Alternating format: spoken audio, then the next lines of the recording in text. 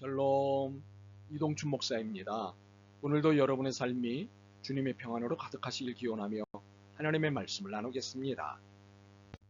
오늘 주시는 말씀은 이사야 62장 1절로부터 5절의 말씀입니다. 나는 시온의 의가 빛같이 예루살렘의 구원이 횃불같이 나타나도록 시온을 위하여 잠잠하지 아니하며 예루살렘을 위하여 쉬지 아니할 것인즉 이방 나라들이 내 공의를 무당이 다 내 영광을 볼 것이요 너는 여호와의 입으로 정하실 새 이름으로 일컬음이 될 것이며 너는 또 여호와의 손의 아름다운 관 내 하나님의 손의 왕관이 될 것이라. 다시는 너를 버림받은 자라 부르지 아니하며 다시는 내 땅을 황무지라 부르지 아니하고 오직 너를 헵시바라 하며 내 땅을 뷸라라 하리니 이는 여호와께서 너를 기뻐하실 것이며 내 땅이 결혼한 것처럼 될 것임이라. 마치 청년이 처녀와 결혼함같이 내 아들들이 너를 취하겠고 신랑이 신부를 기뻐함같이 내 하나님인 너를 기뻐하시리라. 아멘. 이사야 62장 1절로부터 5절 말씀을 본문으로 회개, 회복, 희망이라는 제목으로 말씀을 나누도록 하겠습니다. 선지자 이사야가 긴 시간 동안 이스라엘을 향해 선포한 메시지는 이스라엘은 망한다였습니다. 그렇기에 이 메시지에서 희망을 찾을 수 있는 여지는 조금도 없습니다. 사실 누구라도 그렇게 느낄 것입니다. 이스라엘은 망한다. 33장 10절로부터 13절만으로도 메시지는 무겁습니다. 여호와께서 이르시되 내가 이제 일어나며 내가 이제 나를 높이며 내가 이제 지극히 높아지리니 너희가 결을 잉태하고 짚을 해산할 것이며 너희의 호흡은 불이 되어 너희를 삼킬 것이며 민족들은 불에 굽는 횃돌 같겠고 잘라서 불에 사르는 가시나무 같으리로다. 너희 먼 데 있는 자들아 내가 행한 것을 들으라. 너희 가까이 있는 자들아 나의 권능을 알라. 그러므로 이스라엘에게는 그 어떤 희망도 없습니다. 33장 14절입니다.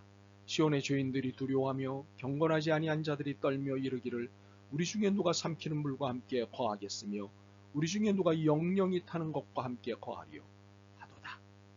이것이 이사야서의 대표적인 분위기이자 메시지입니다.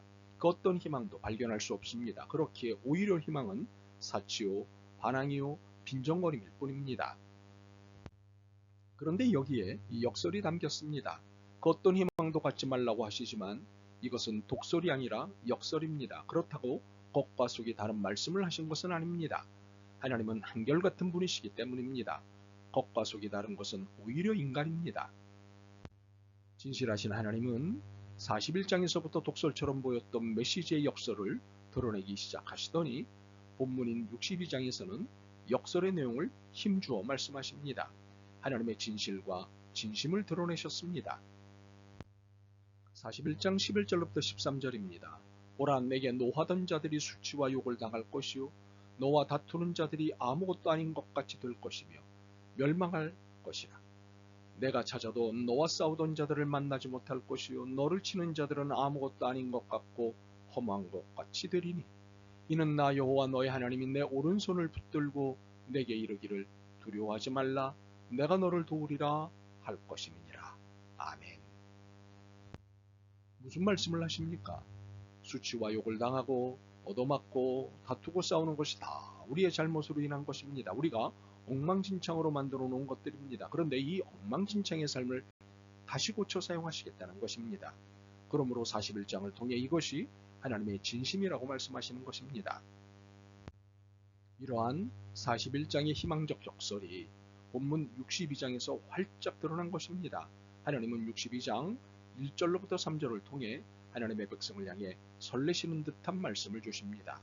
나는 시온의 의가 빛같이 예루살렘의 구원이 횃불같이 나타나도록 시온을 위하여 잠잠하지 아니하며 예루살렘을 위하여 쉬지 아니할 것인즉 이방 나라들이 내 공의를 무당이 다 내 영광을 볼 것이요 너는 여호와의 입으로 정하실 새 이름으로 일컬음이 될 것이며 너는 또 여호와의 손의 아름다운 관 내 하나님의 손의 왕관이 될 것이라. 무슨 말씀인가요? 이스라엘이 망하는 것은 기정사실이라는 것입니다. 마땅히 잘못에 대한 대가를 치러야 하기 때문입니다. 그러나 이 대가를 치를 때 하나님이 기대하시는 것이 있습니다. 회개입니다. 잘못을 인정하고 반성하는 것입니다. 그리고 그 잘못된 길에서 돌이키는 것입니다.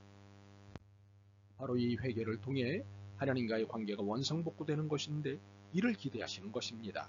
이는 우리의 잘못이 하나님과의 관계를 망가뜨리기는 하지만 단절된 것은 아니라는 사실입니다. 어떤 경우에도 관계가 끊어지는 일은 없습니다. 관계가 불편해지고 소통이 어색해질 뿐입니다. 물론 잘못에 대한 책임은 져야 합니다. 이렇게 회개할 때 하나님과의 관계 회복이 시작됩니다. 그렇다고 단숨에 회복이 이루어지는 것은 아닙니다. 사정에 따라 시간이 걸립니다. 그러나 당황할 일은 아닙니다. 회개하는 순간 하나님은 완전히 회복되는 시간까지 기다리시지 않고 일을 벌이십니다. 그것이 본문입니다. 이해를 위해 다른 번역본으로 읽겠습니다. 시온의 의가 해처럼 빛날 때까지 나는 가만히 입을 다물고 있을 수 없다. 예루살렘의 궁원이 불꽃처럼 타오르기까지 나는 그저 잠자코 있을 수 없다. 이방 나라들이 너의 의를 볼 것이고 세계 지도자들이 너의 영광을 보게 될 것이다. 너는 하나님께서 친히 불러주시는 전혀 새로운 이름을 얻을 것이다. 너는 하나님의 손바닥에 놓인 휘황찬란한 왕관, 하나님의 손에 들린 보석 박힌 금잔이 되리라. 이스라엘이 완전히 회복하기까지 기다리시지 않겠다는 말씀입니다. 당장 회복을 선포하시겠다는 말씀입니다. 그것도 만인의 만국의 큰 소리로 선포하시겠다는 말씀입니다. 더욱이 전혀 새로운 이름으로 선포하시겠다는 것입니다. 이제 누구도 건드릴 수 없는 높은 자리에 올려놓으시겠다는 것입니다. 참으로 희망입니다. 완전한 회복은 아직 오지 않았지만 곧 올 현실이기에 희망입니다. 무엇보다도 하나님의 확고한 결심이 이어지시니 희망입니다. 4절과 5절입니다. 다시는 너를 버림받은 자라 부르지 아니하며 다시는 내 땅을 황무지라 부르지 아니하고 오직 너를 헵시바 나의 기쁨이라 하며 내 땅을 뷸라 결혼한 여자라 하리니 이는 여호와께서 너를 기뻐하실 것이며 내 땅이 결혼한 것처럼 될 것이니라. 마치 청년이 처녀와 결혼한 같이 내 아들들이 너를 취하겠고 신랑이 신부를 기뻐함 같이 내 하나님이 너를 기뻐하시리라. 하나님의 확고한 결심은 다시는 에 연결된 모든 것입니다. 한마디로 다시는 버림받은 자로 다시는 폐허의 나라로 살게 하지 않겠다는 결심이십니다. 그러므로 여기에 다시는 이라는 말은 희망의 말입니다. 참으로 희망의 근원지요 생산자는 하나님이십니다. 그러므로 우리는 희망을 노래할 수 있습니다. 회개를 통해 회복의 길로 접어드는 순간 우리는 힘차게 희망의 노래를 할 수 있습니다. 희망이 하나님이시기 때문입니다. 그러므로 절망의 태도는 바른 태도가 아닙니다. 왜 이런 상황이 왔는지를 알고 이에 따른 회개를 하고 회복의 길로 들어선다면 이것으로 이사야 62장은 유효합니다. 하나님은 그간의 침묵을 깨뜨리시고 만국을 향해 여기 내 손에 귀하고 귀한 나라와 백성이 있다고 선언하시기 때문입니다. 혹시 이 길의 끝은 어딘가 하며 깊은 한숨의 길이 잘 보이지 않는 분이 계실 것입니다. 아예 길이 없다고 절망하는 분도 계실 것입니다. 그러나 하나님은 희망이십니다.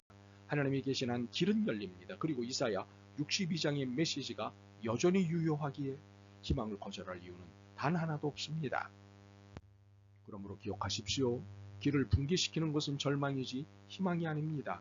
희망은 길을 붕괴시키지 않습니다. 그러므로 희망을 거절하지 마십시오. 절망에 휘둘리지 마십시오. 희망을 품으십시오. 희망을 높이 띄우십시오. 하나님은 희망이십니다. 아멘. 주님, 고통스러운 상황을 만나면 좌절부터 했습니다. 그러나 이것이 하나님의 희망이 아님을 깨닫습니다. 주신 희망을 붙잡고 이 절망스러운 길을 벗어나겠습니다. 믿음과 용기를 주옵소서. 예수 그리스도의 이름으로 기도드립니다. 아멘. 오늘도 여러분의 믿음과 삶을 응원합니다. 사랑합니다.